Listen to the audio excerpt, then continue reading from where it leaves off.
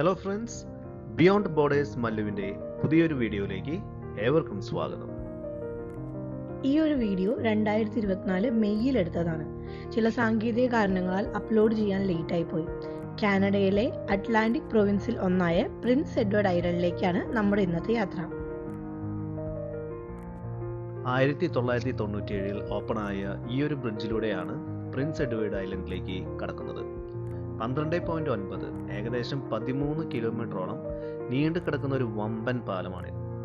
ഐലൻഡിലേക്ക് പോകുമ്പോൾ നമ്മൾ ടോൾ കൊടുക്കേണ്ടതില്ല, എന്നാൽ തിരിച്ചു വരുമ്പോൾ $55 ക്യാഷ് നമ്മൾ ടോൾ കൊടുക്കണം. ആരും സർപ്രൈസ് ആവാതിരിക്കാനാണ് ഇത് പറയുന്നത്.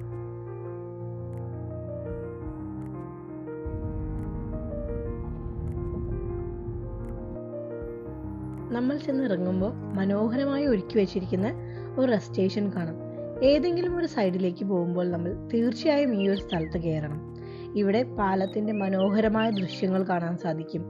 കാലത്തും വൈകുന്നേരവും വളരെ വ്യത്യസ്തമായ ഒരു ദൃശ്യാനുഭവമായിരിക്കും നമ്മൾ കാത്തിരിക്കുന്നത്.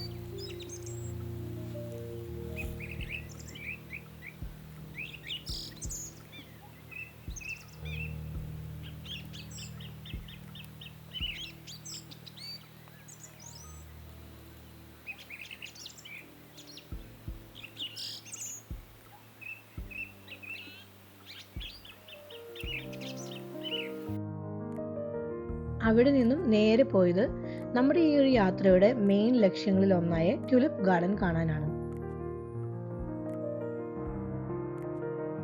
പല സിനിമകളിലും ദൃശ്യങ്ങളിലും കണ്ടിട്ടുള്ള ആ പൂക്കളുടെ മാജിക് ലോകം.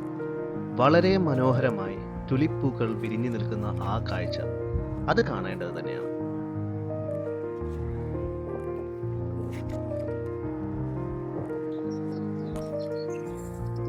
ബെൽഫാസ്റ്റ് എന്ന ട്യൂലിപ്പ് ഗാർഡനിലേക്കായിരുന്നു നമ്മുടെ യാത്ര. നമ്മൾ കുറച്ച് ലേറ്റ് ആയിട്ടാണ് ഈ സീസണിൽ എത്തിയത്. അതുകൊണ്ട് തന്നെ കുറച്ച് ഭാഗത്ത് പൂക്കളൊക്കെ കൊഴിഞ്ഞു വീണിരുന്നു. ഇവിടെ നിങ്ങൾ വരുന്നുണ്ടെങ്കിൽ കറക്റ്റ് സീസൺ ടൈമിൽ വരാനായിട്ട് ശ്രദ്ധിക്കുക.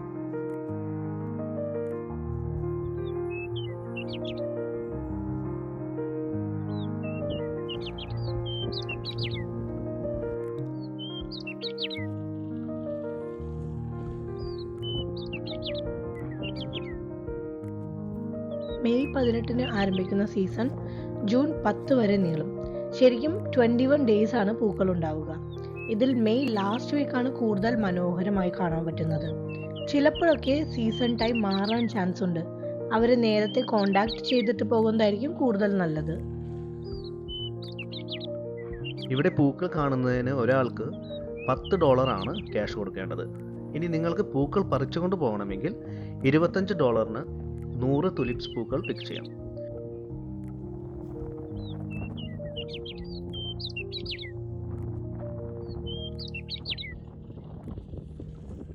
ഇവിടുത്തെ ലൊക്കേഷനും അഡ്രസ്സും ഡിസ്ക്രിപ്ഷനിൽ പ്രത്യേകം കൊടുക്കുന്നുണ്ട്.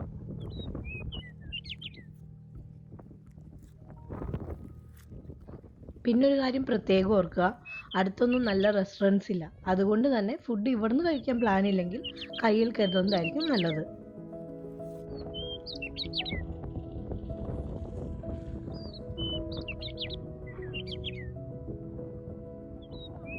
ഈ ഒരു മനോഹരമായ ടുലിപ്പ് ഗാർഡനിലൂടെ നടക്കുമ്പോൾ സമയം പോകുന്നത് നമ്മൾ ഒട്ടും അറിയില്ല. ധാരാളം ഫോട്ടോസും റീൽസും എടുക്കാൻ പറ്റിയൊരു ഇടം തന്നെയാണ് ഇവിടെ. നല്ല തെളിഞ്ഞ ആകാശവും കാലാവസ്ഥയും ഉള്ള ദിവസം സെലക്ട് ചെയ്യുന്നതായിരിക്കും ഏറ്റവും നല്ലത്. പിന്നെ മാക്സിമം കാലത്തെത്തിയാൽ കുറേ അധികം സമയം നിങ്ങൾക്ക് ഇവിടെ ചെലവഴിക്കുവാനും സാധിക്കും.